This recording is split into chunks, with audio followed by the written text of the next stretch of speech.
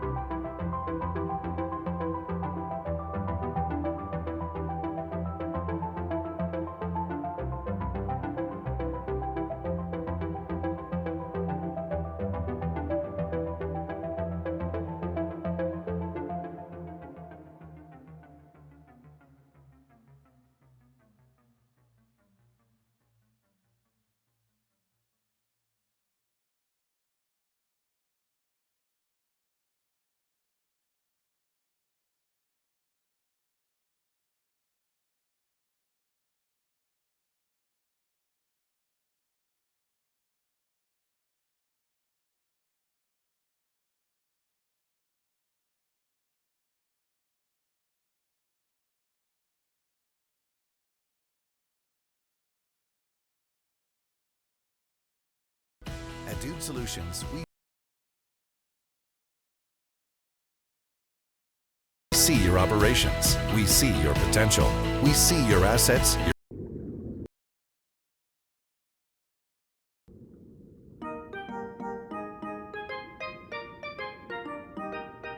Swing this way, we'll dance and we'll play. It's very easy, come on and just take a chance and shake a thing. Let the music move you, you can do it! Don't be shy, let the music inside and dance, dance, dance. See, you can do it! Swing this way, we'll dance and we'll play. Now it's very easy, come on and just take a chance and shake a thing. Watch the stage now, how exciting! See the sign, can you reach it in time? And tap, tap, tap. Yeah!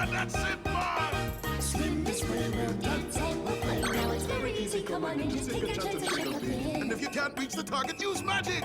It's all the same if you've got steady aim. Just zap, zap, zap.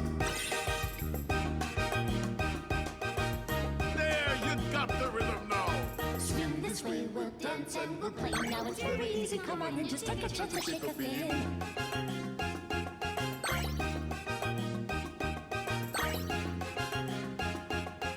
It's not over yet. You can do it. Keep going. Swim this way, we'll dance and we'll play. Now it's very easy, come on and just take a chance and shake a fin. Now, what about the bubbles? Just a touch, cause it won't take too much to pop, pop, pop. On to the next one. Swim this way, we'll dance and we'll play. Now it's very easy, come on and just take a chance and shake a fin. Drum solo. Here's the sign. Give him the cue. Count him in so we'll know to begin to drum, drum, drum. Now the cues are up to you. Swim this way, we'll dance and we'll play. Now it's very easy, come on and just take a chance and shake a fin. Here's your big moment. Make him cheer. Don't dilly-dally, it's your big finale. Sha-la-la. You made quite a splash. That was fantastic. Swim this way, we'll dance and we'll play. Now it's very easy, come on and just take a chance and shake a fin. Swim along, just join in the song. A musical for everyone to have a lot of finny fun.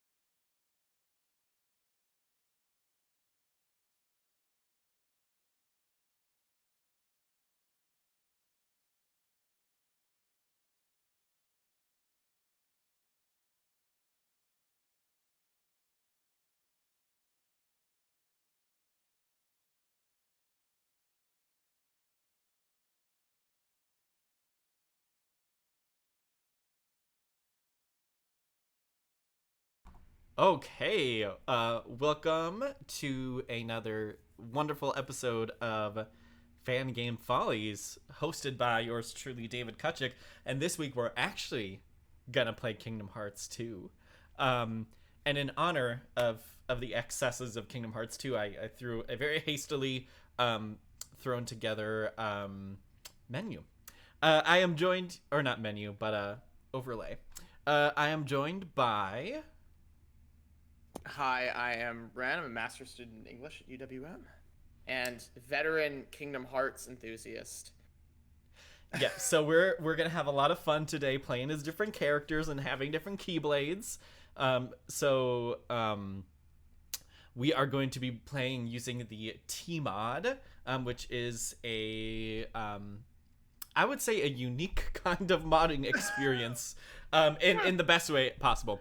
But before we get into that, I'm going to read our land acknowledgement, and then we'll get started. Also, I'm going to get rid of the laundry basket behind me.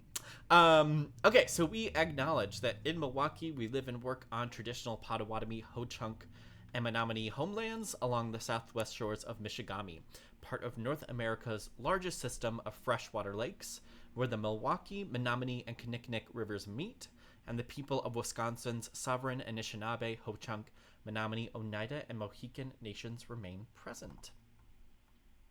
All right, I'm going to turn off my camera quick so I can shift some stuff around in the background a little bit. And we can enjoy this lovely little cutscene that is going to preview for us all the wonderful, whimsical adventures we're going to be having in Kingdom Hearts. Fantastic. Absolutely fantastic. I love this cutscene, actually. You can do some commentary on it then. Can you do some commentary on it? Sure. I'll be What, do you back just- do in you a have any hot context sec. for this? Nope. This is just the beginning. This is the beginning of the stream and of the game. So. All right. Well, for the lovely audience who's here, I assume. Well, I don't think there's really much. That's okay. well, it's very like quiet music, so I'm actually gonna let the music play because it's really good.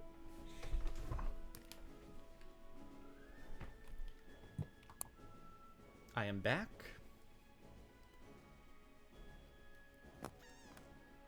There we go. Yes, we are here in chat. So, we are doing all fun Kingdom Hearts stuff. Is it okay if I skip this cutscene, Ren? Yeah, of course. It's just the, what's it called? There's a word for this specific structure. A little montage. Oh yeah, I know it's a montage, but it's like there's like it's the Attract movie or whatever, right? Yeah, it's like an yeah. overture of a Yeah. musical. So it's not doing anything that you need to see. No. And if you want to look it up, you can go check it out. Yeah. So, I played a little bit of this yesterday just to understand what's going on with this T-mod stuff. So, the main thing with this mod that makes it a little... Oop. It's got the music going, but no video. I think I might have miffed something up. We will see. I might have to restart this thing. That is okay. That is part of the experience of playing these kinds of things. So let's do a load state and go from there. There we go. So what this T-mod does that makes things kind of interesting is rather than... Here, I'm gonna cut this audio a little bit just because it is a tad loud. What it does is it kind of gives you, when you download it, it gives you a really handy dandy, basically like an app that you can choose from. And so instead of like going, a lot of mods, especially when it comes to a game like Kingdom Hearts 2 or like in the PlayStation style of games that use PlayStation software and hardware, a lot of modding comes from like codes and from like cheat codes. And using kind of the logic of the game system in developing cheat codes for this kind of thing. So you can download cheat codes that, make Sora high resolution, or you can download cheat codes that let you skip cutscenes quicker. This style of mod lets you choose between a bevy of characters to play as. So you can be Riku or Roxas or Axel, Saix, Marluxia, lots of people. Terra, Zaldin, They Sephiroth, put Terra in here too. That's interesting. Okay. Zigbar, Cloud, and also Vexen. Of course. Oh, Vexen is not available yet. Rip. That makes sense. So who do you want me to be?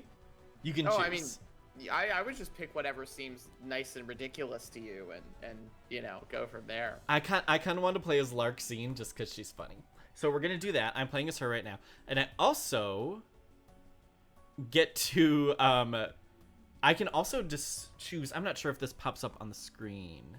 No, it does not. But I also get to choose certain catchphrases that she can say. So like I get to choose I'm gonna break you. How do you like this? Boy, you're a lot of fun. I'm healed. I'm gonna do you're getting on my nerves. Oh my God. So did they just take the voice lines out of other games and just pop them into this one? Because that's fantastic. I'm not sure, to be honest. But not with Larxene, but with some other characters like Riku, for example. You get to, wait, no. maybe it's just Roxas. Yeah. So for Roxas and Sora, you can choose the color of their costume, and you can also choose their accessories. So you can attack using a sea salt keyblade. Unfortunately, you can't see these accessories. But you can wear a Christmas hat. You can have special keyblades. So actually, you know what? Since we're in the beginning, we should be controlling Roxas anyways, since we're at the very start. So let's do Roxas with the sea salt keyblade. How about that? Let's do it. Why not? We are going to do it. To have a keyblade at this point, but let's go. Yep. And we are going to, in order to activate this and to change who we're controlling, you have to go into a new area, and it should generate for you. Okay. Yeah, it looks like it's a little wonky because it seems like you did not have an avatar there for. Whoa! Why is Goofy here? What the hell? I don't know. So, full stop. I am not sure how all of this works. I'm just playing along. Well, hey, Goofy. I'm thrilled that you're here already. He is substantially. So when you attack, do you draw your struggle bat or do you draw your keyblade? We will see. I think you just draw your keyblade. Okay. Because like, I'm I just broke the how game. this works from a programming. Oh, did you soft lock? Yeah. Incredible. I think I think actually I might have to finish the Roxas stuff first. So we're gonna go through the Roxas stuff quick, and then hopefully we can. Yeah. So that's what I was kind of curious about is like, because you don't have a keyblade for the most of the first part of Kingdom Hearts 2.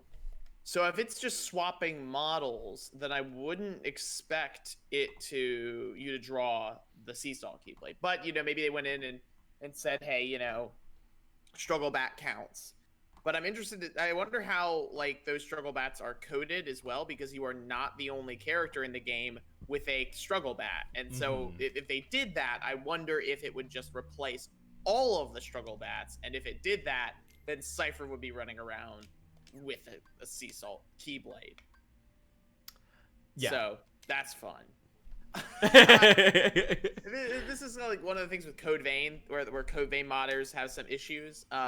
When you download a mod pack for Code Vein, and certain weapons are classed or called certain things, right? And for the most part, everybody's weapon is distinct, except for the weapons your companions are carrying, which can be replaced because you will get access to them. The thing is that when you do that, you replace one. You want this like say you want the Keyblade, which I think is actually a mod you can put into Code Vein. You can switch your weapon out for a Keyblade.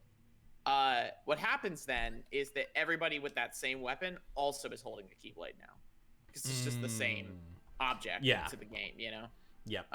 The contextual difference isn't really noted by the code. So I kind of wonder how they're negotiating that sort of thing here behind the scenes. I'm sure there were some shortcuts that were made, that are going to cause interesting little problems, moments. Yeah. I probably should have done this opening stuff before but that's okay. Well, we're about to find out. Yep. So there's the struggle bat. That is not. Nope. Hold on. That is. It is the struggle bat, but it is the struggle bat, but I chose the staff version. Oh, okay. I see. Was this something in Final Mix with the struggle bats or something? I think so. Okay, cool. Yeah, in the original game, you have one struggle bat. Because the T mod and a lot of other mods use this version of Kingdom Hearts 2, which is the Final Mix version from Japan.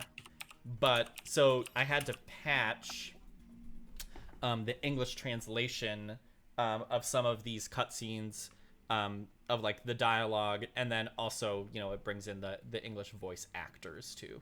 So I had to patch it, and then I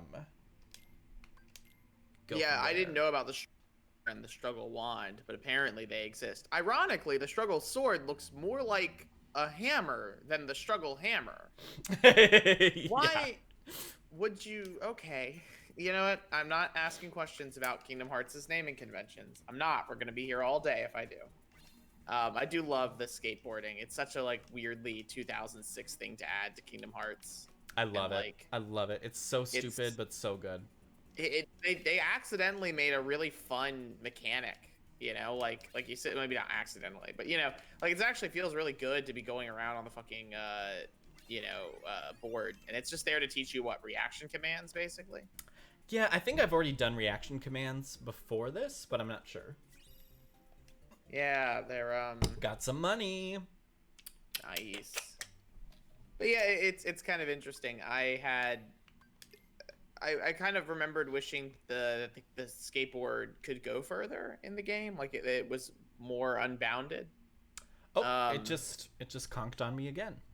Oh great! Wow, we're gonna have every So this will be problem an known to interesting. If worse comes to worse, I just go and play Reigns again, which I was playing before this. But you know what? This is the struggle of being a modder, right? Is trying to figure out how you're gonna get your game to work at all times, because the logic of the PCSX2 or a PlayStation 2 does not. It's not right, because as much as modding wants to make it compatible with the original console, it doesn't really always work out that way. Mm-hmm. And it's really hard to get things to like map on specifically.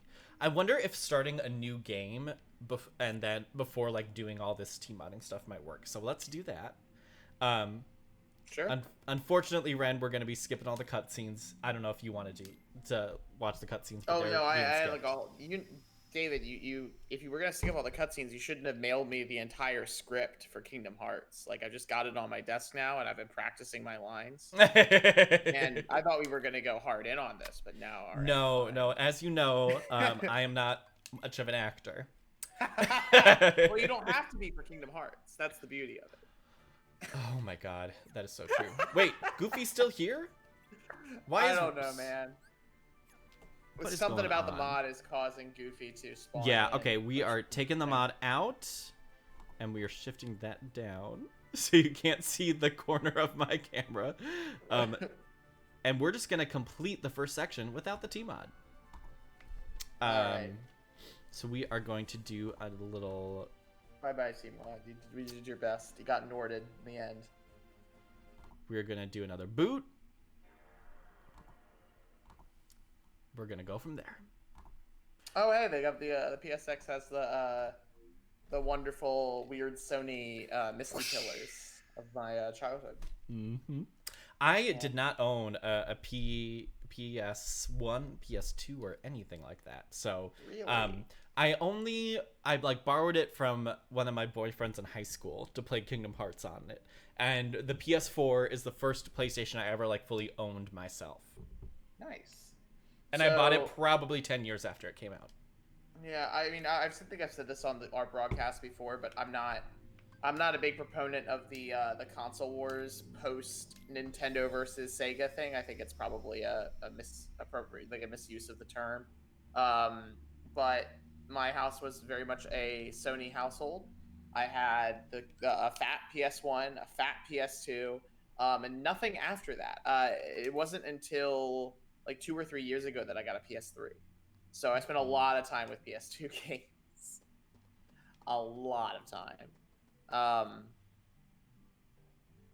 And like I love the PlayStation 2. It's genuinely one of the best like console generations and consoles that we've I think has been produced. But now I have a fat PS3. I'm very lucky to have that because my fat PS3 is one of the PS3s that it was produced with backwards compatibility. So I have a PS3, a PS2, and a PS1 all in one, and it's also a toaster as well as a skillet. Because God, the PS3 was not designed with airflow in mind.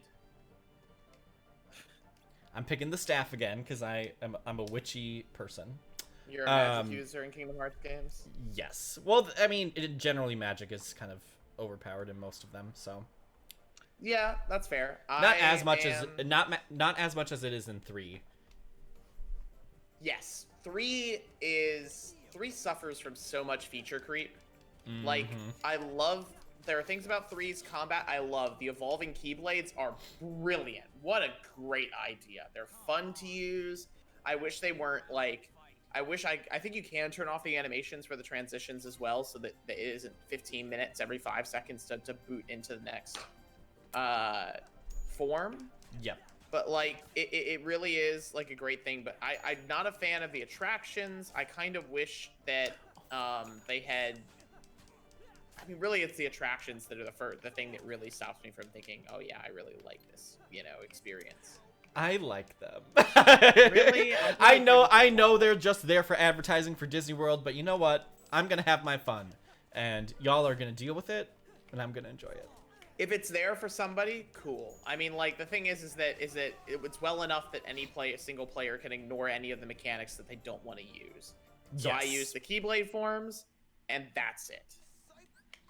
I think I could even ignore those if I really wanted to. I just happen to like the transitions quite a bit. And I worked my ass off for that Ultima Blade, so I'm gonna fucking use it. And I'm gonna watch those transitions every single time. Yeah. Oh man, but yeah, when I play Kingdom Hearts, I am a nothing but physical person. I will very rarely cast magic, probably only to heal, and I will just brute force my way through any situation. Interesting. I am not.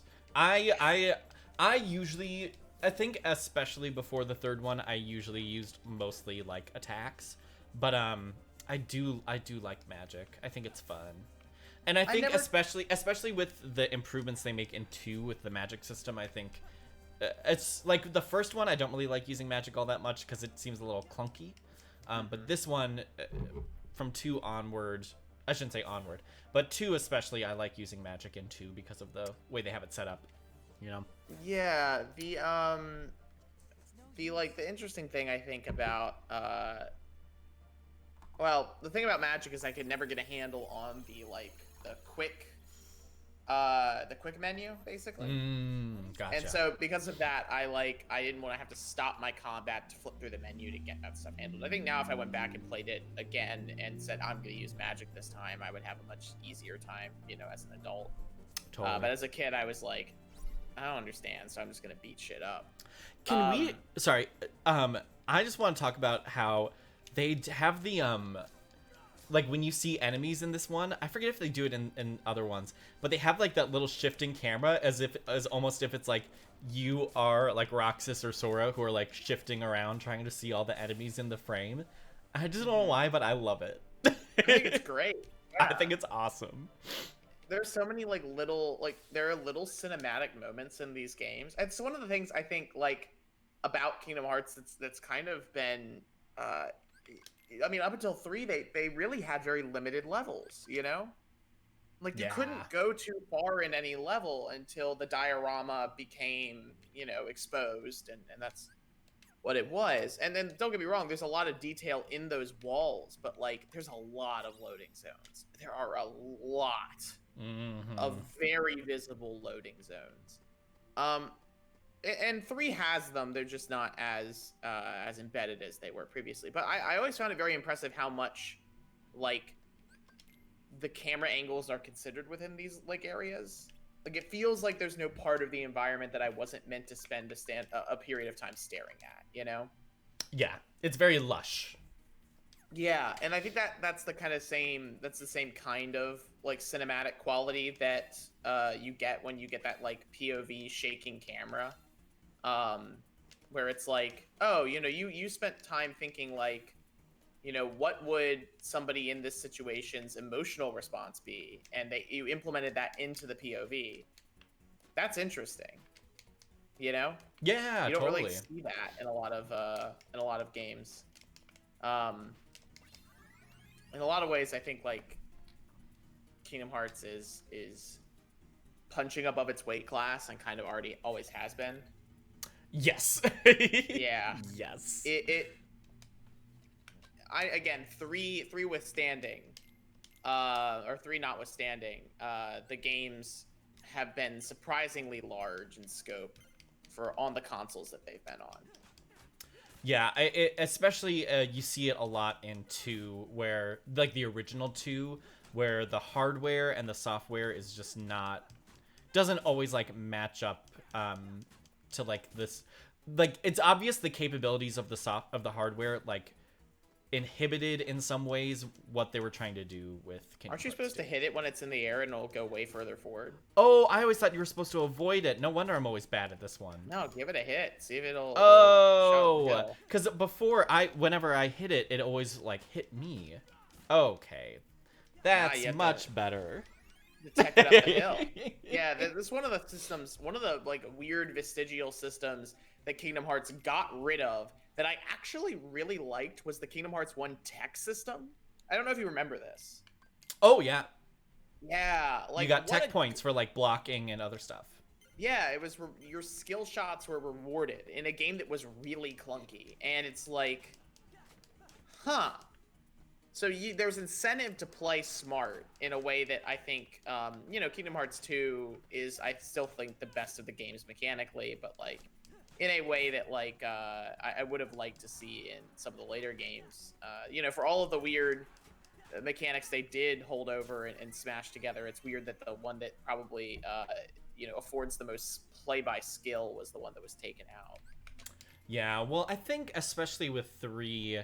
But you already see it happening with 2, is you get, I forget what I'm supposed to do. Am I supposed to go to the tram station? I think so. Yeah, I think you have to make a certain amount of money, and then once they say, oh, go to the tram station, you go to the tram station. I'm gonna. You can just sit here and grind this forever if you want to. Ugh, Lord, good Lord, no. Yeah, it's not really super worth it. I've earned enough. Yeah, I think, especially like I was saying, like already with Kingdom Hearts 2, you see happening where it's less about mastering a specific style, but more so about like choosing between a bunch of different ways you can engage with the combat system. So like magic becomes much larger, much a bigger part of the game in Kingdom Hearts 2. The drive forms and like everything else just like expands. The characters that you can summon are like more involved as well. So they obviously want you to move beyond just the Keyblade to do all these other things. And I think that's part of why that tech is not as important. Yeah, I can see that. I mean, not saying it's good or bad, just saying, No, yeah, it's a different direction. And it's not a direction that seemed to have like picked up anywhere else in kind of Tetsuya Nomura's catalog. Like, I wonder if there was like they didn't really know where they were going with the game in the first one, if it was gonna like go anywhere, and after they finished it and kind of got a sense of what people were playing it for. The kind of skill-based system kind of folded away to like open up for less, more, I should say, less skill-dependent play. But the tech system was always kind of an add-on, and the games have upheld a certain amount of need for skill insofar as, critical mode is still a thing in all the games, final mix versions anyway. Yeah. And, there are, like, the ability game play as far as like figuring out what abilities you want on your character, which ones you don't, is surprisingly depthful. Yes. Although there are only a few that like really change the way you play, chief among them being Once More, which if you don't have a weird encyclopedic knowledge of the Kingdom Hearts abilities, then just as a reminder, Once More is the one that will never allow a single hit to drop your HP below 0. Yeah, it automatically stops at 1 HP, and then you have to be hit again. Yes, right, in order and to... it is absolutely fucking necessary for high-level gameplay, because once you get that thing, no longer do you have, in the words of a lot of people I've talked to who have played this, you stop having an HP pool. Your HP is either 0 or 1, and that's it. And then that way you can focus on other things. Exactly. Yeah, it's just like if your HP ever goes down to 1, that's when you heal. That's it. Everything else is moot. So, it's a very different way of playing than you have in the beginning of the games. Interesting how one little ability can change a system that much. Ooh, That, and I think Leaf Bracer is up there. Yes, Leaf Bracer is absolutely necessary. I keep forgetting what button's what because I haven't played up on a PS4 controller in so long, or a PS2 controller either. There we go. Oh yeah, I mean, I know this because I played this game relatively recently, but like, I forgot how much of I hadn't thought about how much the game, like Kingdom Hearts. I've always thought it was kind of a good touch that from Kingdom Hearts 1 to Kingdom Hearts 2, you can tell that Sora has become like a substantially more powerful and more skilled fighter. You know, he really has the sense that he's not so much a kid anymore in this one. You know, I kind of wish they would. I mean, they do that with the mainline games, but like, I do wish like some of the side games like Coded or Dream Drop Distance like don't really use that style of representation as well, I think. Yeah, I would agree. I think with 358 especially, like it would have been, not only would it have been kind of hard to, but it was not an attempt they were trying to make, you know? Yeah. Because at that point I think they were more trying to establish the inexplicability of this character's strength in combat. But it doesn't give the same vibe. It doesn't characterize quite the same way. And then Coded and the card system and Chain of Memories are their own. They're their own beasts. I like Coded because it is such a mess. But that's just me. But like then again, I have not played it in a very long time, so I can't really say one way or another whether it's actually good. I just know it's a mess. I like the Hurt monologue a lot, and I would never be caught dead writing such a thing. But it's such a cheesy ass interaction. Oh yeah. It's hard not to like appreciate it for it being two people who come off as like simultaneously incredibly emotionally intelligent and like 5 years old, trying to explain these like complex things that are beyond the scope of this, in some ways beyond the scope of what this game is literally. That's every single scene. Yeah. It's like it's like a mix. It's like trying to do existential thoughts, but like it's like more along the lines of when like a little kid asks who God is, rather than like like it's that style of delivery and quality of dialogue, which has its own unique benefits or draws to it, but it's definitely not the most mature.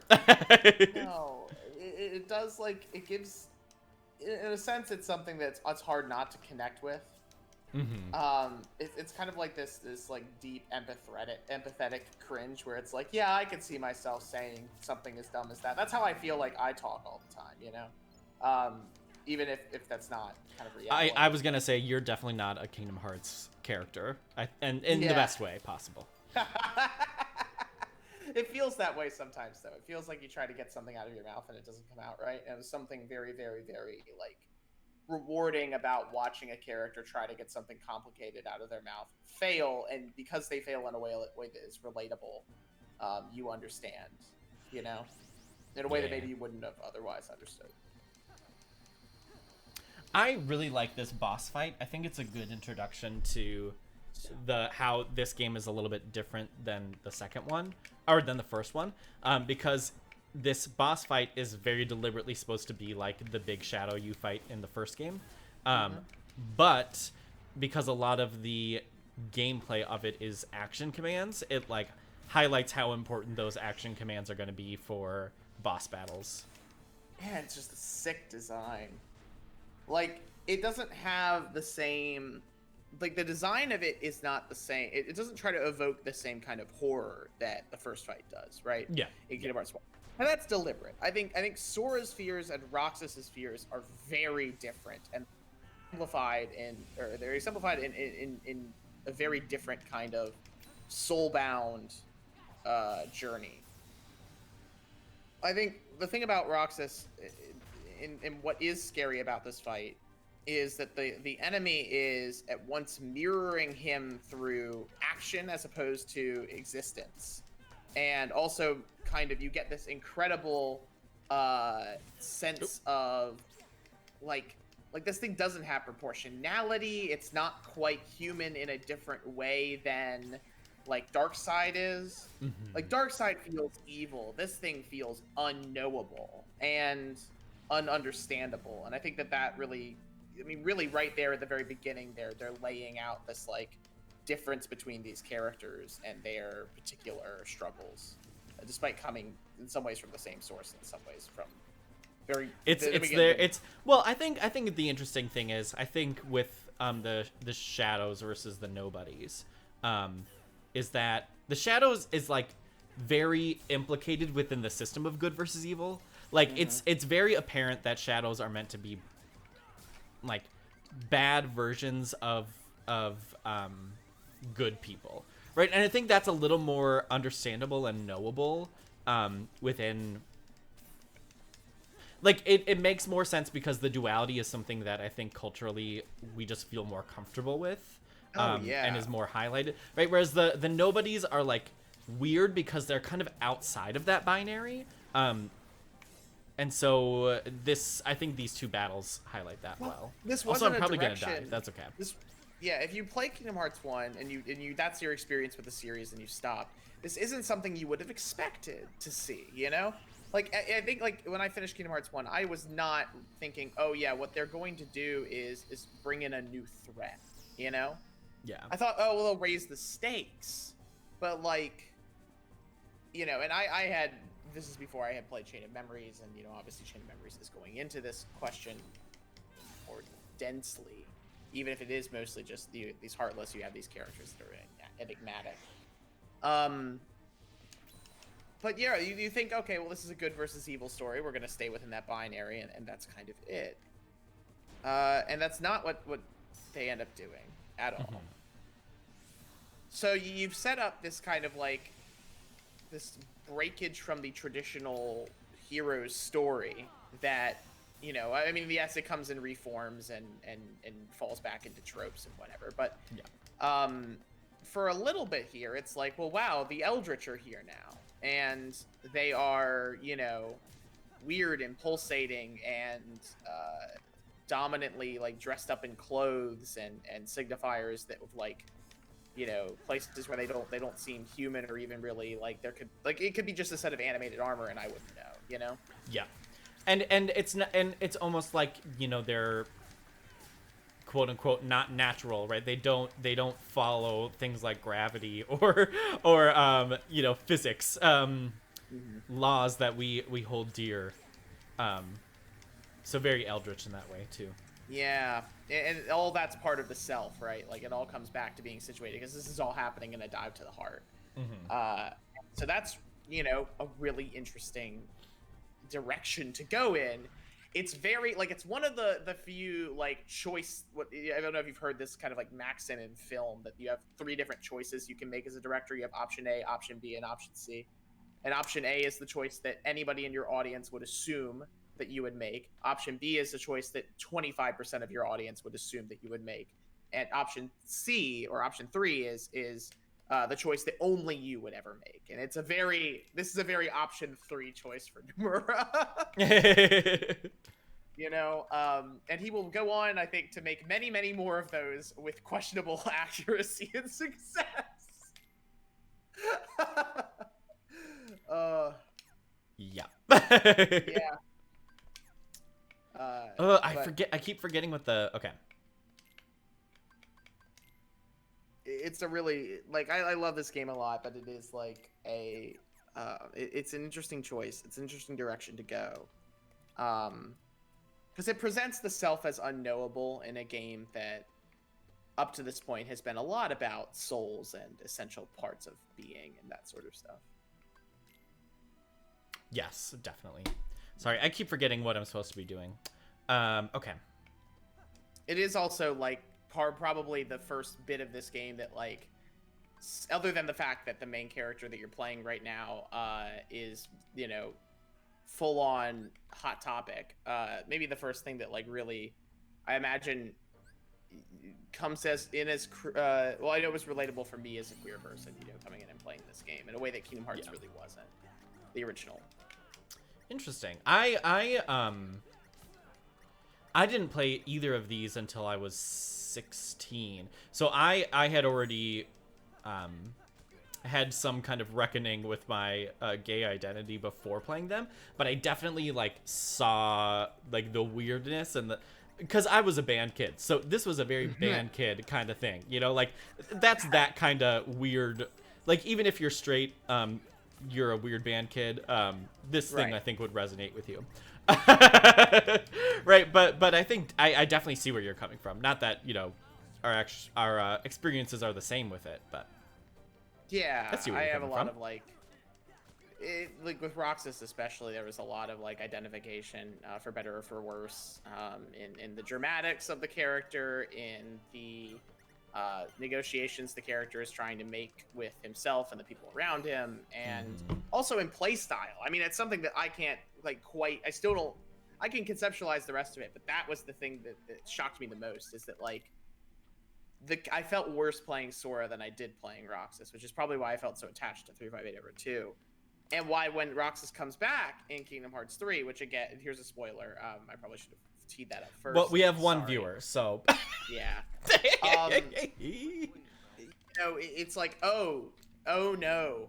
There was a quick oh no, a quick I wonder what's gonna happen, and then just watching this asshole at full power rush down literally everything in the game because he's a fucking dump truck who will just absolutely run over anything that gets in his way. And like that is how I play Kingdom Hearts in general. I all physical attacks if it's going to beat it to death, and that is it's really interesting to have a character that you identify with on an emotional level who also plays like you. It's not really an experience that I have in a lot of other games that I've played or have had, and I imagine it's just a rare kind of rare. I'm doing so terrible right now. Sorry, I am listening, but I'm also doing awful.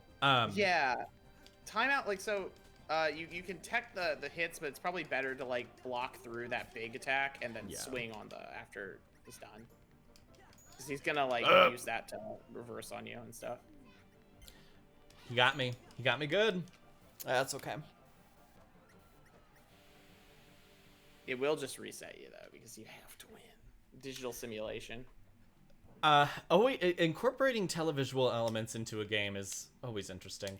I just played Katana Zero, where so good. Obviously, television is a bigger influence on that one, but like it was weird to say like to see in that scene that I lost, and it wasn't signaled that I lost, by the announcer saying like I did bad, but it was because like the TV basically turned off.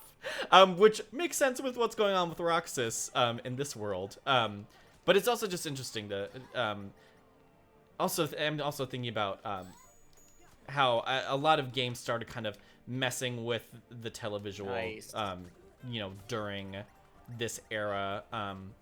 Like not Resident Evil, what was I gonna say? Metal Gear, right? Oh yeah. I mean, like there's a lot of, I think, comparative stuff that could be said about this game and Metal Gear. Yeah, it's a big combo. In the sense of like, Kingdom Hearts 2 and Metal Gear Solid 2 both start out with you playing a fake out, you're playing a different character, right?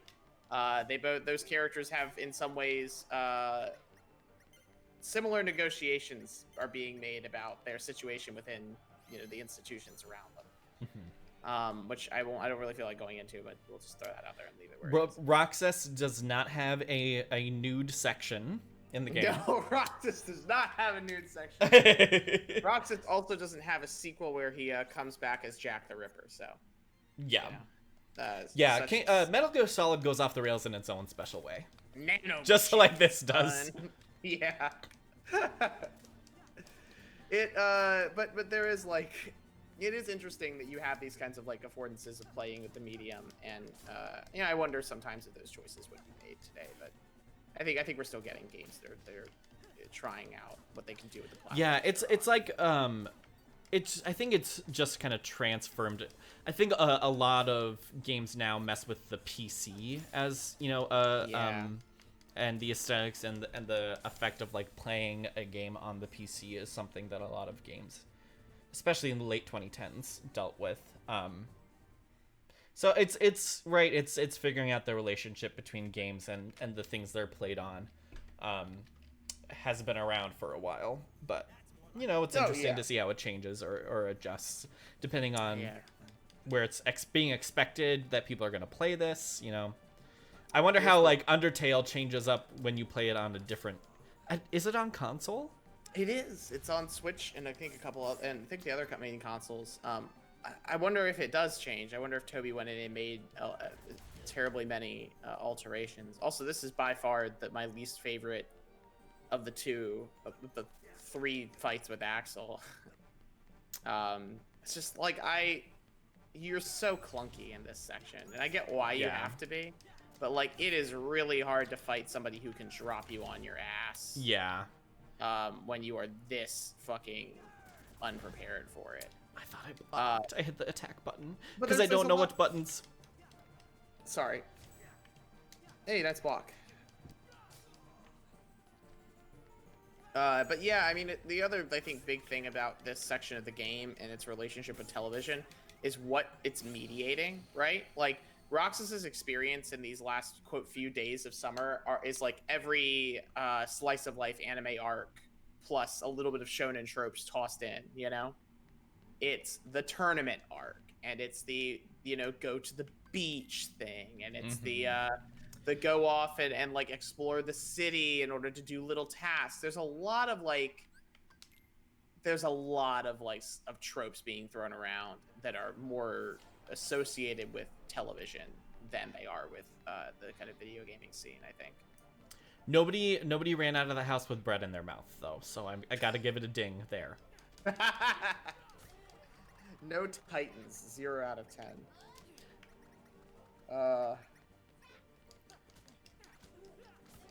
I don't like how I have to redo this battle. Yeah, it's not a great checkpoint because you got to do this and the nobodies then, right? Yep. Yeah. So we might not even get to the team on this game, but that's okay.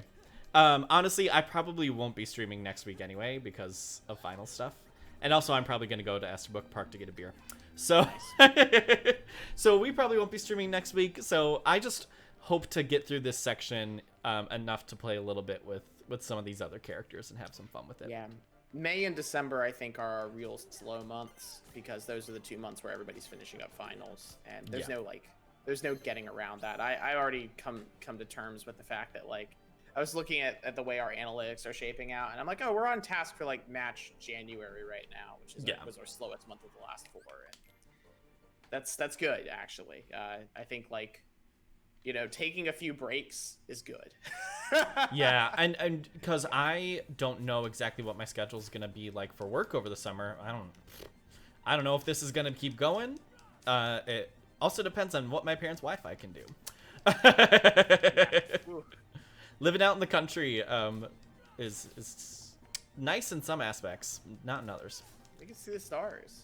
Yes, you can see the stars, and there's not fire trucks going by, but you also can't stream stuff. Is nice.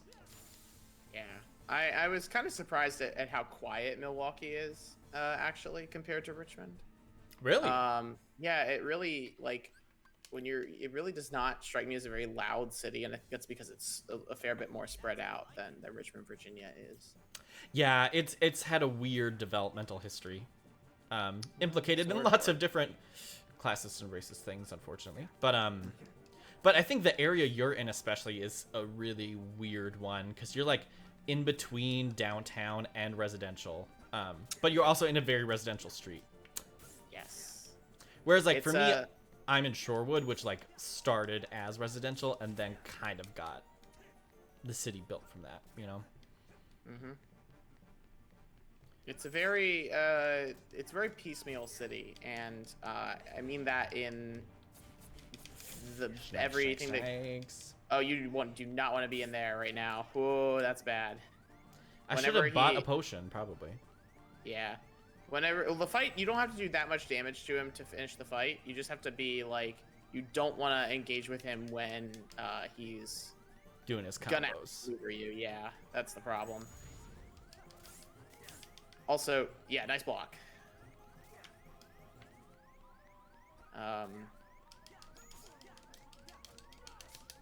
Oh, Nice. they got Good hit. me. They got me. Oh, damn. Not what I wanted. See, because I don't know what B and A is. Okay. The problem is, I'm so used to Nintendo games that I'm like, what's the B and what's the A one? Can I get a potion somewhere? Probably, yeah, if you wanted to. There's think I'm probably going like to. somewhere you could go to buy. I don't remember exactly, or if you can. I'm not exactly sure if you could leave this area. We're gonna figure it out. Probably some chests around the place somewhere. I am tired as well. Yeah, it's been a week, and it will continue to be a week until after the 27th when we are done with all of our work and grading and stuff. Yeah. And I am already. I just called my boss for stuff over the summer about summer work. So the week of finals, I'm already doing some training stuff. That's fantastic. I mean, honestly, that's good. I'm trying to put in some job applications here and there but with everything going on, it is anybody who's in grad school who ends up watching this VOD or is coming into grad school, like, start looking for a job early. It is really hard to balance looking for a job and trying to do finals and trying to do other stuff. So It appears I it's can't buy a potion. damn. Guys, maybe I gotta should get have. hard. Can I change the difficulty to easy? You hurt me. Not joking. Play whatever level you want. I'm doing it. I don't care. Oh, I can't change it. No, that's okay. Should not be that bad, all things considered. Just, yeah, I'm just play lazy. safe. If you wanna, if you're in that position, Oh, here we literally go. the best advice is play safe. Oh, there you go. Perfect. Yeah. How I played it, if I have a potion, I'll be fine. Oh, Yeah, the problem is I want to be like all powerful big boy, but unfortunately I can't at this point in time. Yeah, you have to have a pretty good command of the combo and know when you're gonna flinch if you're gonna try and do that with just basic Roxas. I bet there's some asshole out there who's like gone through as just basic Roxas in this game and beaten everything in the game. Oh, I'm sure. But yeah, you're slow. It's like beating people on Destiny Island, you know? That's really what this levels out to. The only difference is obviously the Destiny Island fights are entirely optional. Yeah. I do think, as much as there are parts of this opening sequence I like quite a bit, it is one of the weakest parts of Kingdom Hearts 2. Like, I like spending time with completely. Roxas. I love the characters. I love the interactions that happen here. But it's just outlives its use, you know? Yeah. Definitely. Like, if it were an hour. And I think if some of these activities were optional, yes, I agree.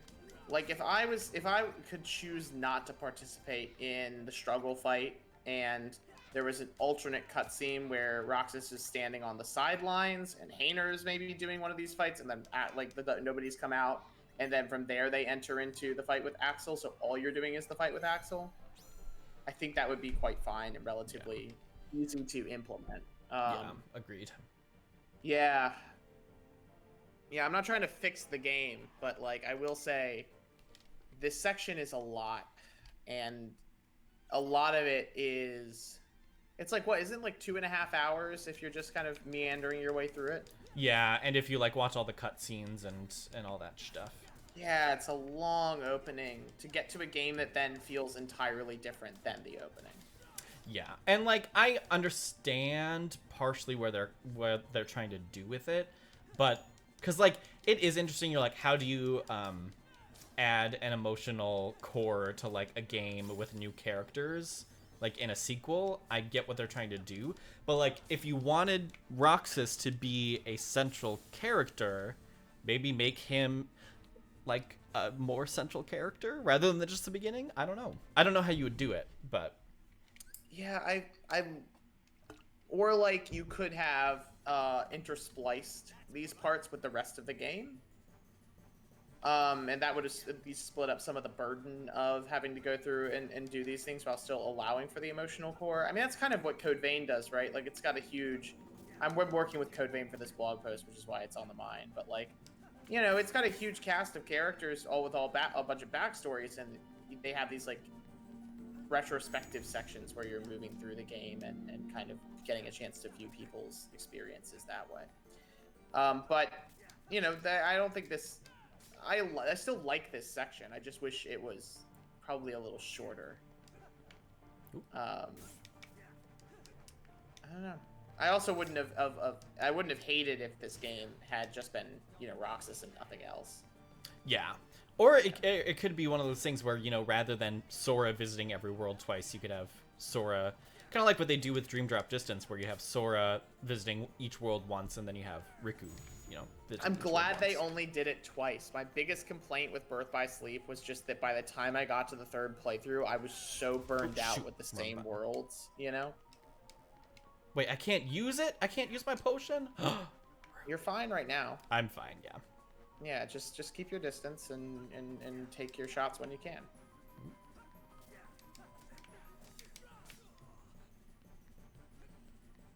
I love that the weapons don't behave. They don't stay the same size. They just get bigger and smaller based on whatever the fuck's going on. It's very cartoonish and I like it.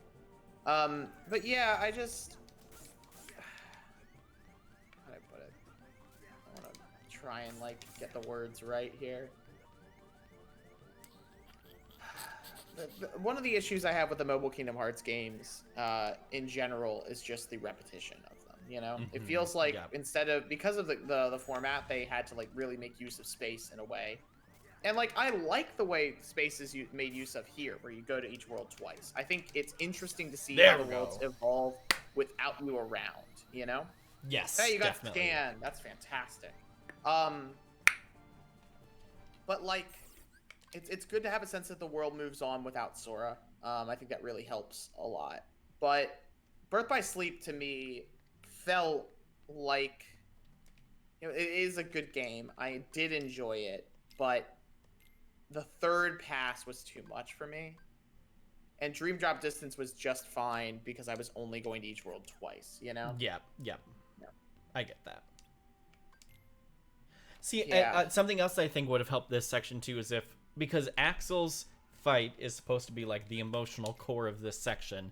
Why not just have that be the end of the section? Rather than another fight. You know what I mean? Yeah. I don't believe you have to win this one. You just, if you do win it, you get the championship belt. Which is a really I always thought you amazing had item. to. No, you're good. If you die, you just lose, and that's that.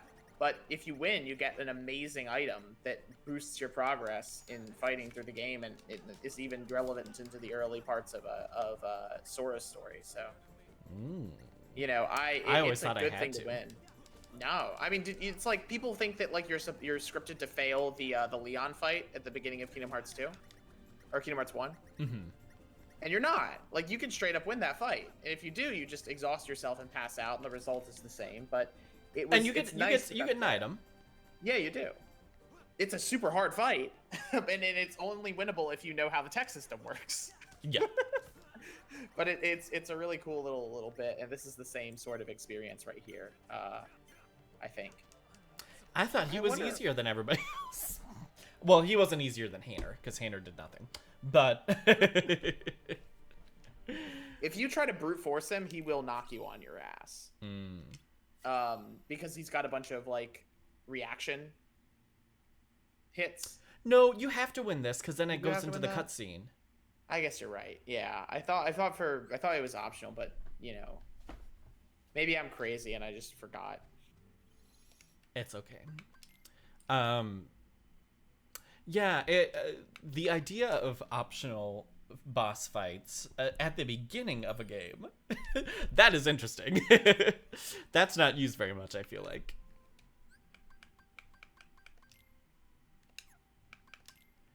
Or I guess I shouldn't say it's optional, but it is, you know, Yeah, the fights that you don't have to be the winner of, or it's okay for you to lose. Yeah. Yeah. I forget where I'm supposed to go on this day. So we are just gonna go talk to Olette. Go to station. Yeah, that's what I thought. Yeah, if you lose the fight, you get a different item. It's called the medal. Oh. Yeah, so I was Well, right. I just always win, so. Nice. Yeah, it's interesting. I wish it was something that came up more, because I think it is nice to have an enemy that drops you on your ass, and then you come back and you're like, well, I can do this later. Or now that I'm stronger, I can actually manage this. And obviously you can come back and fight the struggle people again, for more items and stuff in Sora's story. Mm-hmm. So it shakes out that way. And obviously some games kind of have this as their whole structure, right? Like Monster Hunter. Monster Hunter, you're probably going to get dropped on your ass, and you're probably going to have to learn and come back. But it's a different experience when it's in like an RPG, a narrative RPG, Yeah. And Monster Hunter has a narrative. I'm not saying Monster Hunter doesn't have a narrative. I'm just saying that Monster Hunter is it's not the same experience as a Kingdom Hearts a game, It's not the same kind of RPG as some of these other kind of ones. Definitely. Yeah, the content is not flowing from me today because I'm very tired from writing that Pressy all day. I actually spent way too much time doing it because it is way too long, but that is okay. The game is really complicated, and there's a lot to cover, so I don't blame you for taking a lot of time out of your day for Anthony Giddens. And also, how could I? How much time I spend on every fucking blog post there, right? Yeah. You gotta overwork on something. Yeah, I should overwork on the big assignments rather. Well, I guess the Pressy is one of like 2 assignments in that class, so. Yeah, and the way I think of it is every kind of working assignment that we do is a way of like stepping further into our own understanding of what our like focus is on all. Oh yeah.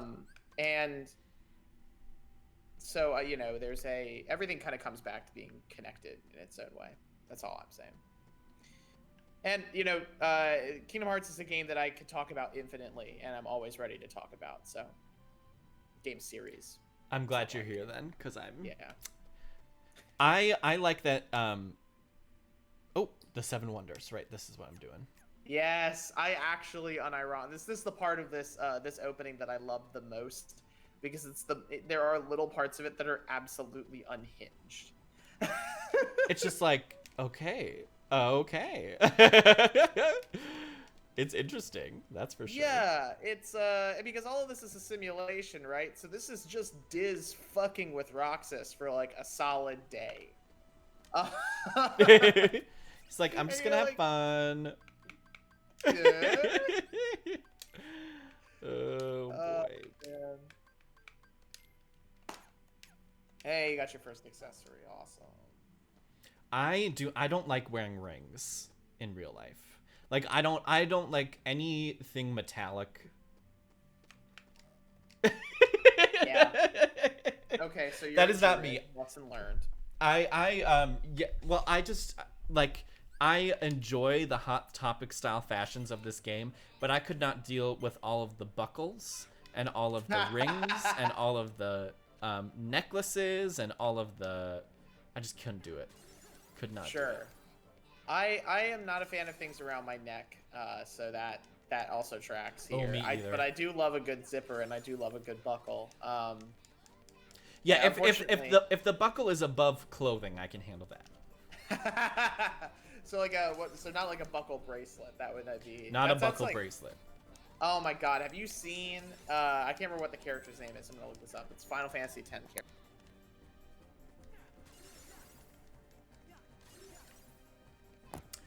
What's her name? It's Lulu's skirt that's made entirely of belts. It's like a parody of itself. Yeah, it really is. it looks really cool. Like when you draw it out, it's a really interesting design, but it is aggressively Tetsuya Nomura, you know? Yes. Well, and it's also very JoJo in a way. JoJo doesn't do buckles as much, but like the fashion that becomes a parody of itself is very JoJo. Yeah. The part, I think it really like comes into that realm in part 5, where you suddenly have a character who's running around in a shirt that has a bunch of holes in it, like like it just looks like Swiss cheese, and you're like, why are you? Why? What? And I think Araki hits more often than he misses. But I also think Tetsuya Nomura misses more often than he hits. That is a fair assessment, I think. I like his work a lot, but it always comes with this. He's the director I tolerate. Let me put it that way. He's the art director in the world that I tolerate. And have kind of a love for no other reason than like everything Tetsuya Nomura makes has the same vibe to me as the things that the random shit that David Lynch does on Twitter, you know? I didn't know he had a Twitter. Oh God, fucking David Lynch. Okay, so David Lynch like for a while has been putting out weather reports every Friday. I don't know if he's still doing them or like every day or something. He just gets on a video phone thing and he goes, you know, it's Friday. This is the weather where I'm at. I hope you're having a great day. And that's it. Inexplicably. They've become like a meme. I think there are now Twitter accounts that just repost his "It's Friday" every Friday. Incredible. There's a Twitter account that I follow that is called "Ladies and Gentlemen, the Weekend," and it's Daniel Craig saying "Ladies and Gentlemen, the Weekend" when the Weekend was a guest on SNL. Oh, I love this one. This one's so interesting. I will do the video for this one just for you. It is really odd. Because it just... The doppelganger. Yeah. The shadow of yourself, classic. Yeah. Yeah, I mean, and like, the moment this guy shows up, every person who played Kingdom Hearts 1 has a fucking aneurysm. Because that fight in Kingdom Hearts 1 on the ship with Shadow Sora is terrifyingly difficult. Oh my god, I died so many times. And I know that's just like Legend of Zelda, you know? Like all of this is just Dark Link. Congrats. But well, like, you know, Legend of Zelda, specifically Zelda 2, but then also Ocarina of Time, invented the idea of an evil person that looks just like you. Absolutely, never before done. Nobody had come up with that, and then Legend of Zelda just. Yeah, absolutely. A cultural reset, as it were. Yeah. But there's so many games where you face your shadow self, which I get. It's just funny sometimes. How it's just kind of like sometimes it's just kind of randomly thrown in. Like the Shadow Roxas doesn't do anything. Like it kind of maybe hints that there's something else going on, right? But it's not like it narratively does anything or gets tied in any way ever again. No, not really. It's really odd. It really is because of the mixture of symbols in this game. It comes off as a really kind of slapdash inclusion. Yeah. And I'm not like against it. Again, this whole section is batshit, and I like to think it's just Diz fucking with Roxas for fun. And so yeah, okay, I'll throw in a Shadow Roxas. Why the hell not? You know? Or a fucking doll, a bag, an animated bag. You know, like what is this? This is so dumb. That you have to like jump. You have to hit the X button to jump over the randomly placed trash cans that aren't for some reason randomly placed, but placed in a perfect triangle. And instead of knocking them over, you get thrown off by the bag. Yeah, this right here is Monster Hunter. Yes. it's brilliant. It's brilliant in how aggressively stupid it is. I think like one of the Bandai Namco guides for Kingdom Hearts 1 said that Kingdom Hearts 1 was famous for its mini games, and I don't think that's true. And I also think that whoever decided that what Kingdom Hearts needed was more bullshit mini games deserves a prize, because everything except for that damn Atlantica level is absolutely amazing. Yeah, I don't mind the Atlantica level too much just because it is really stupid. Oh my god, it jumps the shark for me, pun intended.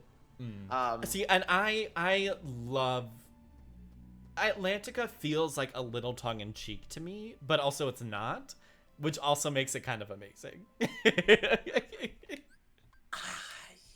Yeah, it just goes into cringe for me. I go from being like happily within kitsch into cringe, and at that moment I'm like, God, I hope nobody walks in on me playing this. As a kid, that was exactly what I was thinking the whole time.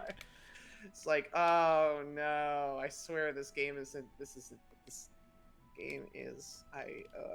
now they're making a Kingdom Hearts rhythm game that is very much just the Atlantica levels, but a whole game on a track. It's what's it called? What was the PS2 game where you had the 3 tracks and you were driving a spaceship over them?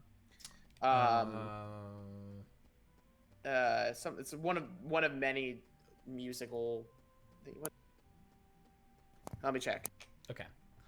Ren's mechanical keyboard is so boisterous that they have to turn off their mic every time. Yeah, I don't want to like make a big deal out of every time I try to fucking type.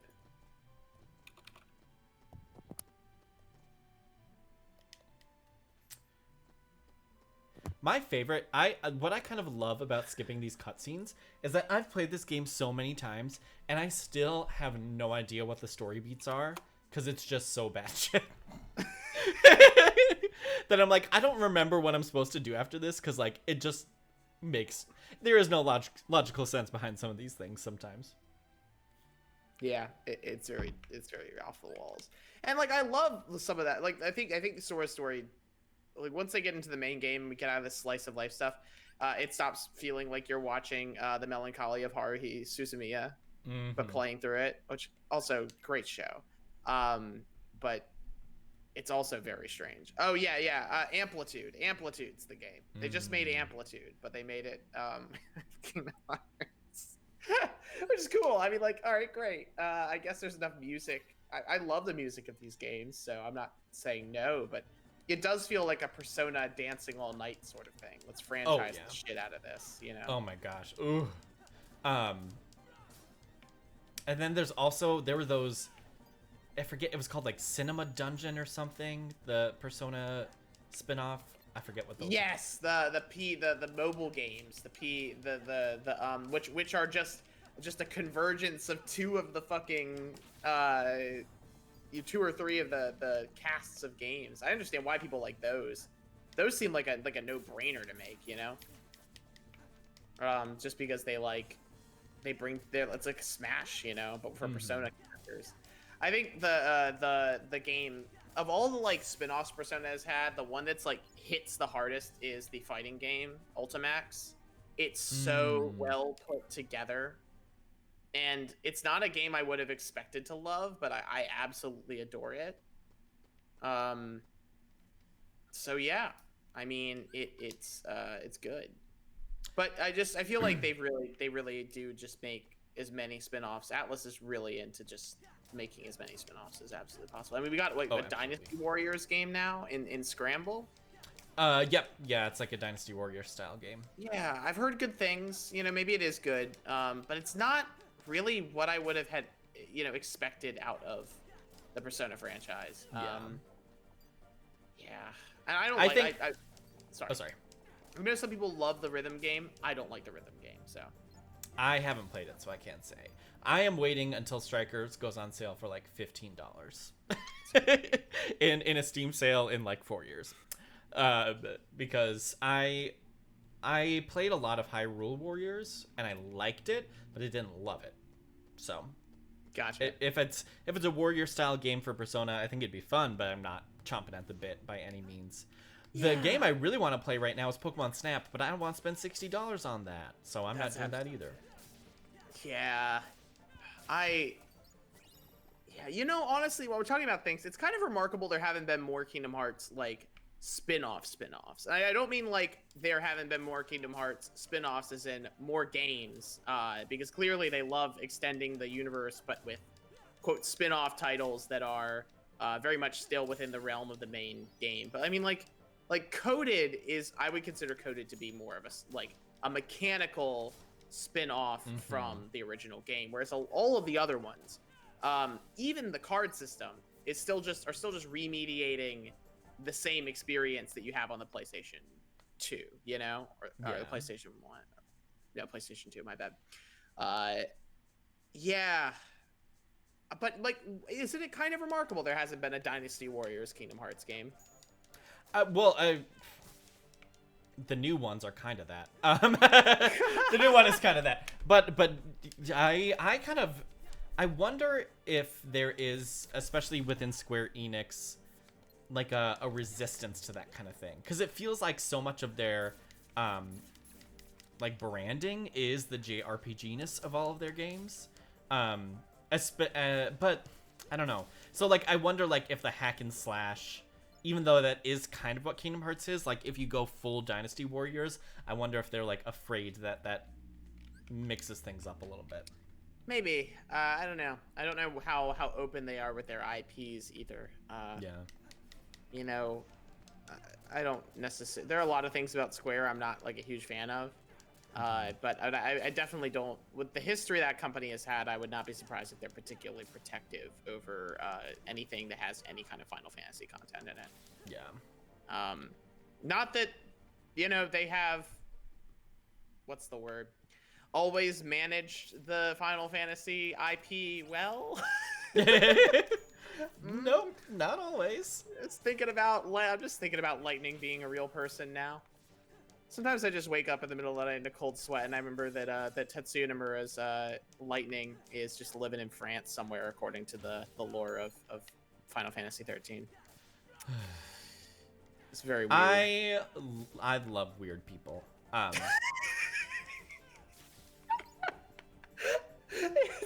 That you'd love. Like 13 is mechanically a bit of a disaster, but story-wise, Tokoyaro, that's another guy that's just like, I want to get a beer with him, or you know whatever he wants to drink, but I also like feel like I told my friends this. I feel like him and I would become really good friends because I am like nerdy, but I have more social skills, right? And so Yes. it would be like a buddy comedy where like I'm the gay best friend to like the really like socially awkward straight man, and he's like trying to like ask a girl out, and I'm trying to like coach him to ask a girl out, and there'll be like a montage where I like wear a wig, and then he'll be like, oh, I can't ask you out, you're a girl. And then like all those stupid comedy things would just happen in our friendship, and it would be great. God. I could see it. And the montage would mostly be like me trying to like yank the helmet off, and it would be like very Disney Channel, where you know I would like wrap a rope around it and try to yank it, or I'd like, you know, I don't know. There would be a montage of me trying to get the helmet off. I'd pour like olive oil down there. God. Jesus Christ. So yeah, I don't know. I think my relationship to Tetsuya Nomura's work is not quite the same. not quite the feats of whimsy. No, I think the thing I look at is, man, I wish I could get away with writing a story this bad, and somebody would publish it. Yeah.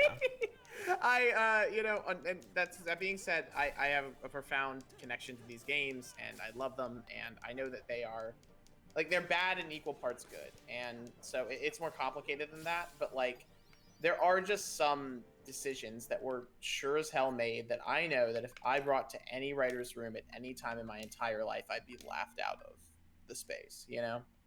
Yeah. Definitely. And I wonder sometimes you know, who, like, how do you get to a place where you get to make this, you know, to make, like, actually, Twin Peaks is very much the same kind of experience in certain ways, right? How do you get to a place where you get to make, like, nothing but distilled kitsch? Who makes the Joss Whedons of the world? I mean, Buffy was actually kind of good. Again, I'm not saying that all that content's bad. I love Twin Peaks. I happen to really like Firefly. I love this game. But, like, there are moments in all of these things that, or the point of all of these things is to create this, like, intense atmosphere of just, like, man, this really wouldn't fly if it wasn't this particular IP, you know? Totally. I think a big thing is, like, it's a lot of it is economics. You know, like, I think the WB, for example, like, if you think about Joss Whedon, like, I believe his first big hit was Buffy, wasn't it? I think so. I'm not 100% sure, but I think that would probably was the one that the face that launched 1,000 ships. Yeah, and so it's like what, like, the WB wanted to get outside of just, like, teen drama. They wanted to get more into, like, sci-fi and that kind of thing. So, like, that pitch of Buffy the Vampire Slayer, which is based off of the film, right, that only really becomes a thing if other executives want that to be a thing, which then launches Joss Whedon, obviously, because it becomes really popular. I feel like part of this, right, if you didn't have Final Fantasy VII raking in so much money, and then, you know, Square Enix goes to Disney and they're like, hey, you can make a bunch of money if we make this game. Because we just made a game that sold so many copies, right? I feel like that's a big part of this. Yeah, they I wonder, I often wonder, like, what the atmosphere of that room actually was, right? Because the old story, we're gonna skip the Roxas beats a computer. Sorry. Cutscene. Yeah, darn. Man, if there's one thing I learned from this game, it's that you can beat your computers to death, and that'll solve all your technical problems. And they're gonna be exploding electricity for some reason. Yeah, it's because it doesn't just happen once. I think it happens at least 3 or 4 times in this game that somebody beats a computer and then things get better. Yep. And here we are, I think the best. Well, no, we're not quite there yet, but the best, like, opening tutorial boss fight is on the way in any game ever. I have not had as much fun fighting a boss as I have fighting Axel in Kingdom Hearts 2 in literally any other game. And I will. I can't say. I don't really know if I have a favorite. I don't know. This is such a good first, like, final world boss. It brings together, it makes you feel, it takes you out of feeling like you can't do anything. It makes you feel like you've learned enough about what's going on in the world that you can actually access your powers. It's shocking. It sets up all of the Dryad forms in a sense. You know, it's emotionally impactful. Like, this whole thing just checks all the boxes for good opening boss fight. And it also asks more questions than it answers, which I think is really important in, you know, the first major encounter that you have in a game. You don't want to answer too much. You know? You want them to play the rest of the game after the first hour's over. Oh, also, with Ether and Oblivion are literally my favorite fucking Keyblades, so. Oh yeah, I forget that he gets the dual Keyblade. Okay, so I remember why this is so much fun now. Okay. Yes. Oh my god. Yeah, you're suddenly incredibly capable and you have a majorly powerful moveset. He's like, Axel is not trivial. He can still drop you on your ass if you let your guard down, but, like, the cinematics of the reaction system are just it's perfect. Really good. Also, the ground kind of looks like a magic card from the Yu-Gi-Oh series, which I like.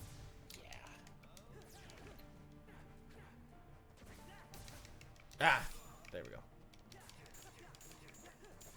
Yeah, I just love this fight. And also, like, you know, again, when I say, like, oh yeah, Roxas is a dump truck who can just drop people on their ass. This is kind of like the first time you get to experience what it's like playing as a Keyblade wielder who does nothing but hit hard. Yeah. You know, and, like, it feels good. It's just, oh my god. Ah. There we go. I won.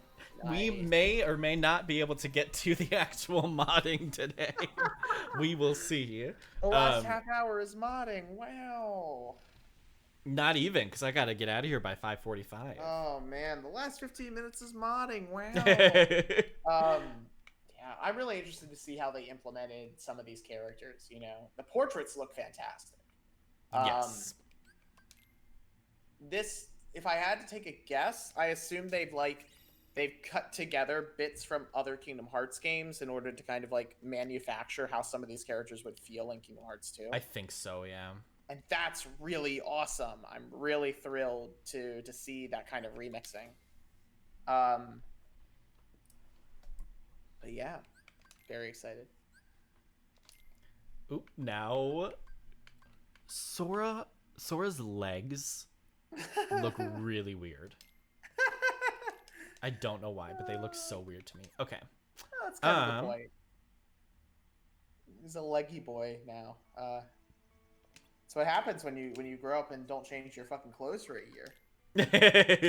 Oh right, he has to change his clothes. I forgot. Yeah, I love one how much of a doofus he looks like in this game, in the opening of this game. But two, I love that like the remake of Kingdom Hearts. I think it's Recom. They went back and obviously they added voice acting to the game for the PS2 because it would have been weird for it not to have voice acting. And because they remade it at a time where, you know, Haley Joel Osment was older, you get this really weird experience, like post facto, where Sora in Rechain of Memories has the Kingdom Hearts 2 voice, but looks like Kingdom Hearts 1 Sora. So it's like, hold on, I guess his voice dropped, and then he just had a growth spurt? Like, this is the order of events? And it adds to the kind of ridiculousness of this game, you know, the kitchen that exists within it. Because you're like sitting there and thinking, that's not how I experienced puberty. But the fact that the game goes so far at all as to mediate this weird kind of puberty experience in its coming of age is really interesting. You know? Especially coming out of the simplicity of the first game's hero's journey. Yeah, because again, it adds this complication. What you've come of age, and now what? You know? How are you gonna make a story based off of that, and not just make it another hero's journey in the same exact way? Yeah, exactly. It's just, and I think they do really well actually here. Now don't get me wrong, there are issues with Kingdom Hearts 2 that come in with storytelling that come in with Kingdom Hearts 1. I don't think they do Kairi much justice in this game. Oh no. Absolutely. and that's Kingdom Hearts 3 drops the ball so hard on that too. But there's so much potential in these opening moments, I think. I was just gonna say I love that magic is replenished with bubbles. I don't know why. I just think it's just a really cool, like, it's a really cool way to, like, make a distinct object that you pick up look different from, you know, other, because, you know, in the first game, there was no magic that you collected. So it's a cool little addition. Well, you collected, you collected MP. It's just that the MP was kind of forgettable. It wasn't, instead of green spheres, it was the other colored sphere. And they've made a change in this game to show it to you in a more visibly and auditorially different way.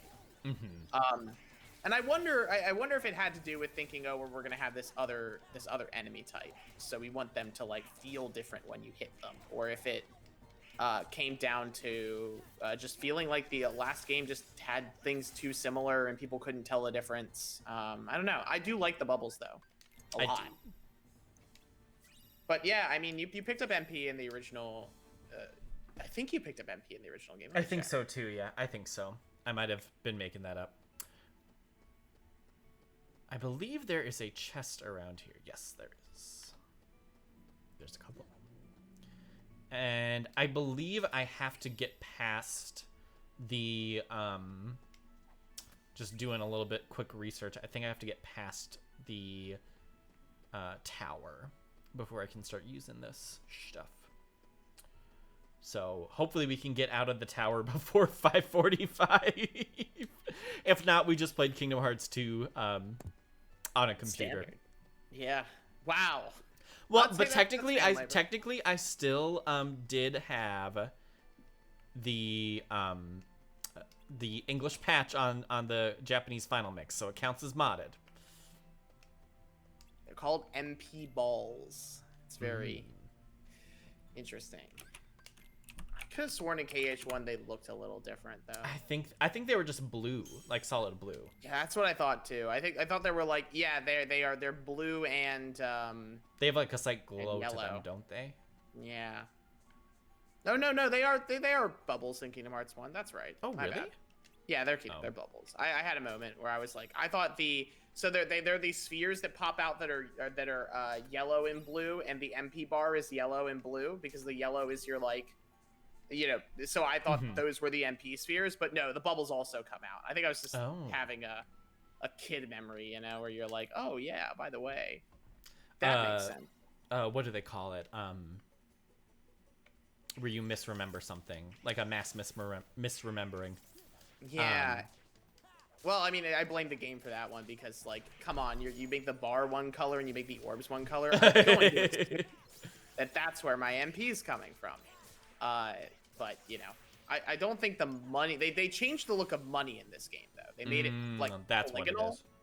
which is way easier to distinguish between the two. Oh my god, that's a great choice. Poor Pete. I beat all of his shadows. Oh, Pete. Pete just gets dropped on his ass every step of the way in this story. It makes sense. That's what his character is. Yeah.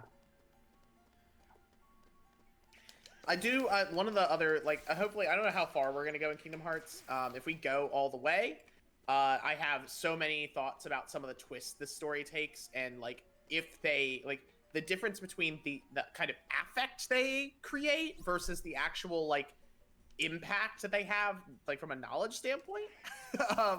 It's really interesting. I think this game, and a lot of games that, like, have these kinds of, like, M. Night Shyamalan style plot twists, right? Where it doesn't necessarily make perfect sense, but it's shocking. The twist is designed to make you feel something, and the feeling still matters, even if logically the thing ends up not working out. Yeah. Yeah. And there's an interesting, like, resolution then for the player when they sit there and they have to go, am I going to forgive the transgression and enjoy the experience, or is this impinging upon my ability to suspend my disbelief in this story? Yeah. Or is this just, like, or is it, like, so cheap and stupid that it kind of is, like, insulting to the audience? Yeah. Like, the Roxas stuff is the first one of those twists, where it's like, okay, I don't understand what just happened. All I know is that it happened. And this one gets resolved, but it is really effective, Yes. I cried the first time with Roxas. I was like, I didn't really understand why I was crying about it. I just was like, wow, I feel like shit about this, and I mean, obviously that gets resolved, and later you have a much clearer idea of, oh, this is why this meant so much. But at the beginning, this game really makes you engage with the feeling of something that you don't understand and still feel sympathy for. Yeah. Totally. It's really interesting. And I don't think that's unique, but I think this is a space to kind of talk about those kinds of,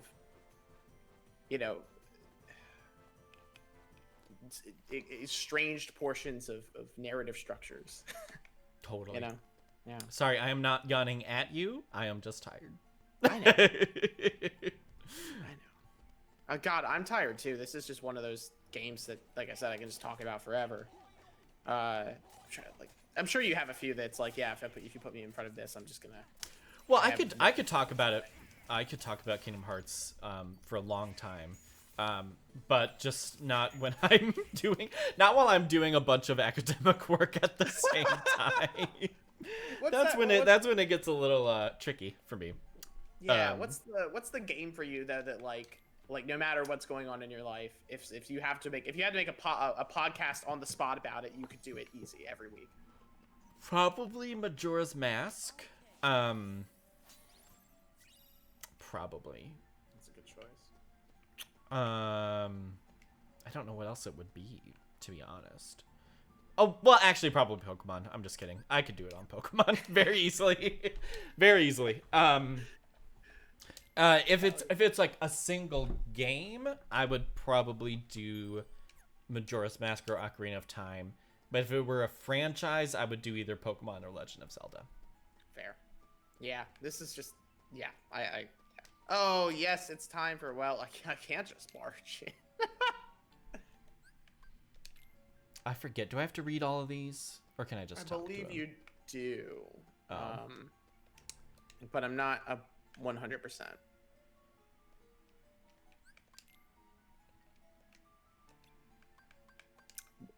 I don't recall this book. I don't section. either. I think it might be like an addition for the final mix that explains things like narratively to you. Okay, we're skipping that scene. Now we can barge in. Awesome. Now you can get new clothes, the new design for Sora's clothes, so much better. So much better than the fucking onesie.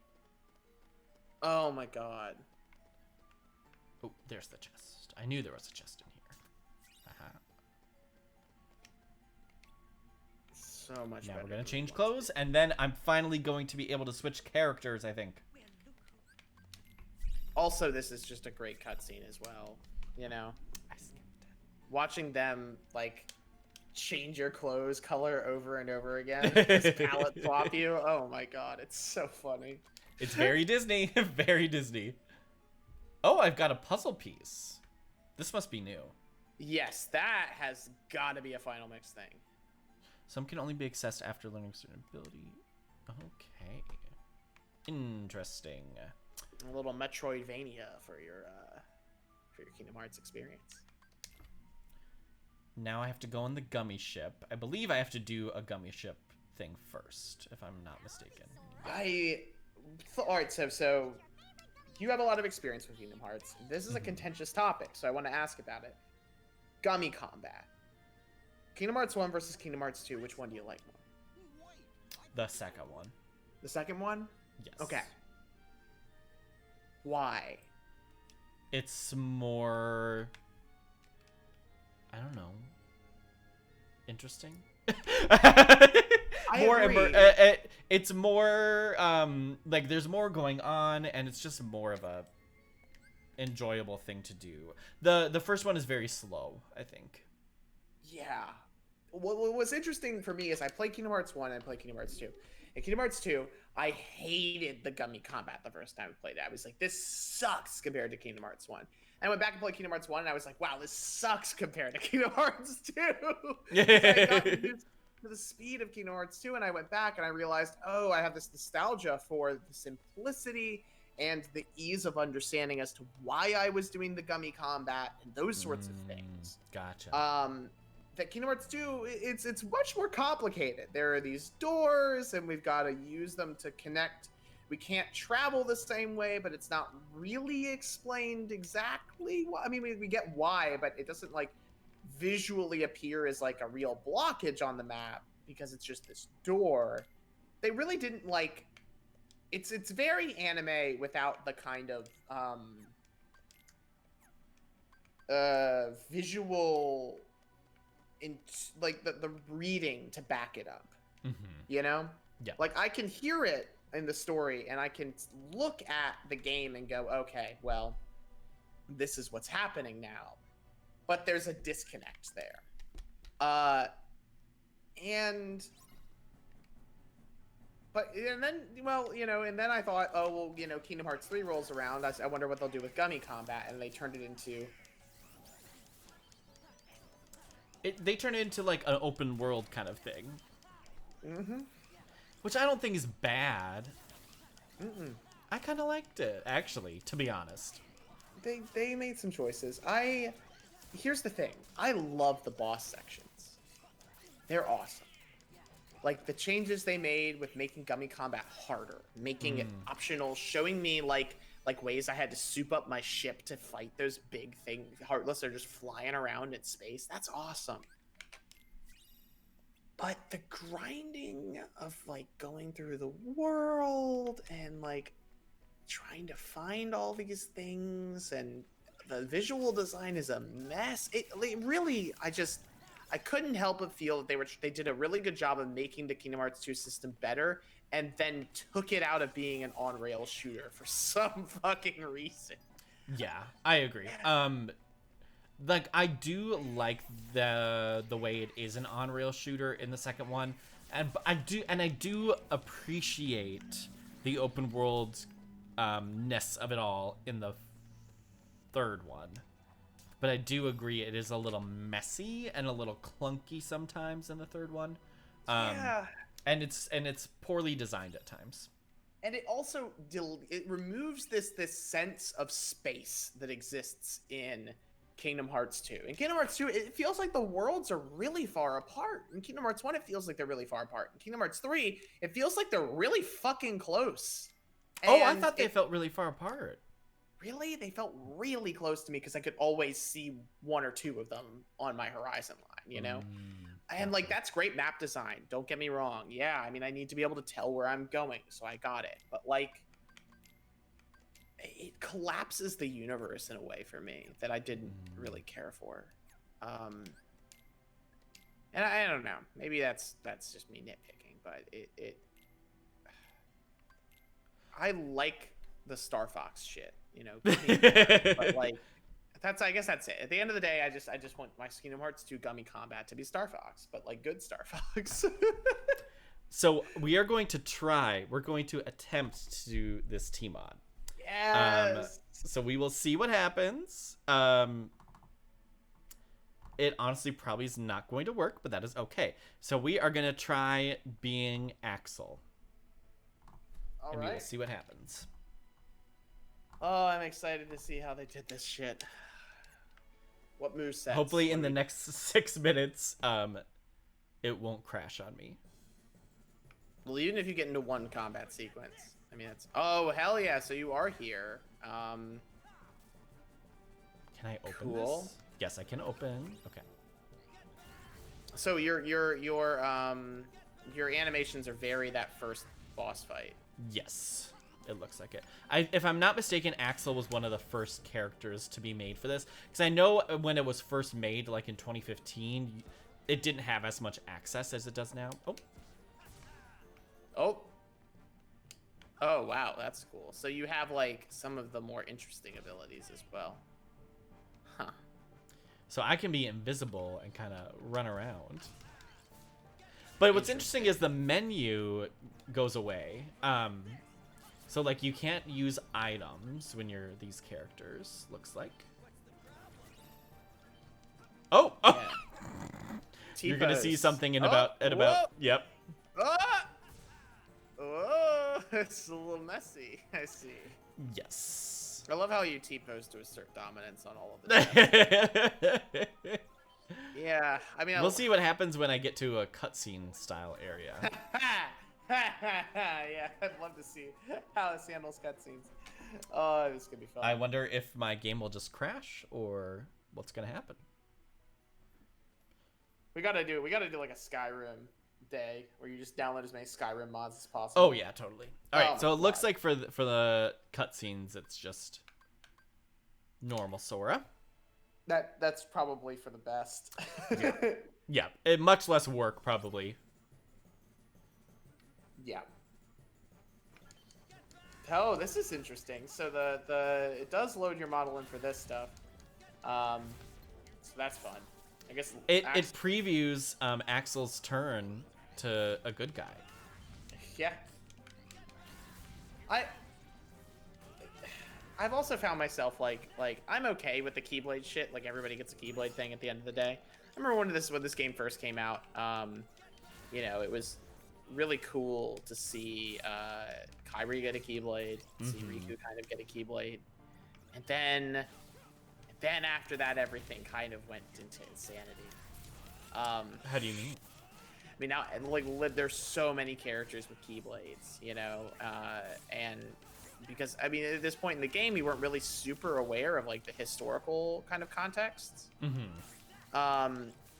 within the game's world for keyblades, and we didn't have Unchained, you know, so there weren't like a bunch of keyblade warriors running around, you know. And all this is the reason this comes up right now for me is because I just wish Axel got to keep his cool ass nobody weapons instead of having to have a keyblade, because I think I like the differentiating people from the weapons that they use as opposed to everybody having a keyblade. Everyone having a very similar weapon. Okay, yeah. So we played a little bit as Axel, so what I advertised ended up happening. So we are going to end our stream there. But thank you for the 2 people that were here and Ren for joining me. I appreciate hanging out. And we might be here next week. Probably not. I think we're going to be on hiatus for a little while. But that is okay. But take care, and we will see y'all later. See you guys.